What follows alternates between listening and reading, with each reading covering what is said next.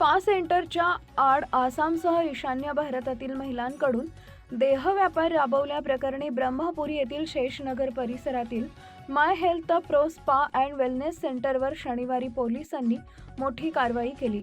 धाडीत मिझोरम व नागालँड येथील 3 पीडित महिलांची सुटका करण्यात आली असून व्यवसाय व्यवस्थापक करण गंगाधर मोहजनकर वय वर्ष 24 राहणार पांजरेपार तालुका नागभीड यास ताब्यात घेण्यात आला आहे। तर सेंटरचा मालक प्रितीश बुर्ले राहणार ब्रह्मपुरी हा फरार असून त्याचा शोध घेण्याचं काम सुरू आहे। ही संयुक्त कारवाई स्थानिक गुन्हे शाखा चंद्रपूर व ब्रह्मपुरी पोलीस ठाण्यानं केली आहे। 22 नोव्हेंबर रोजी स्थानिक गुन्हे शाखेच्या पथकाला ब्रह्मपुरी येथील या स्पा सेंटरमध्ये आसाम व ईशान्य राज्यातील महिलांकडून वेश्या व्यवसाय करून घेतल्याची माहिती मिळाली। त्यानुसार अनैतिक व्यापार प्रतिबंध अधिनियम 1956 नुसार विशेष पथक तयार करण्यात आले। यात महिला पंच, समाजसेविका, बनावट ग्राहक, पोलीस अधिकारी व कर्मचारी सहभागी होते।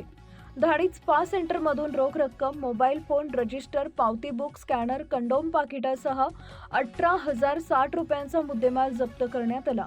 आरोपी विरुद्ध अनैतिक व्यापार प्रतिबंध अधिनियम 1956 चे कलम 3, 4, 5 आणि 7 अंतर्गत गुन्हा नोंदवण्यात आला आहे। ही कारवाई पोलीस अधीक्षक सुदर्शन मुमुक्का व अपर पोलीस अधीक्षक ईश्वर कातकडे यांच्या मार्गदर्शनाखाली पोलीस निरीक्षक अमोल काचोरे, ब्रह्मपुरी पोलीस ठाण्याचे पोलीस निरीक्षक प्रमोद बानगले, एपीआय शीतल खोब्रागडे यांच्या पथकानं केली आहे। Subscribe now and press the bell icon. Never miss an update.